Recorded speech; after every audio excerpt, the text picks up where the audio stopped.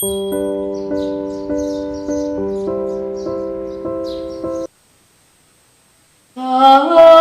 25 bulan Desember, ada abad-abad yang telah berlalu, yang tak terhitung sejak penciptaan dunia.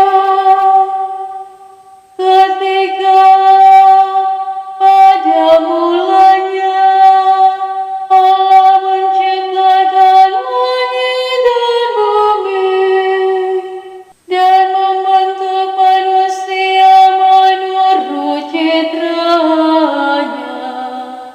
Pada abad-abad yang telah berlalu, sesudah akhir bah yang maha tinggi meletakkan busur di cakrawala, tanda perjanjian dan perdamaian.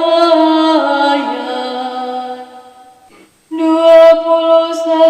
abad setelah keluarnya Abraham, bapa kita dalam iman, dan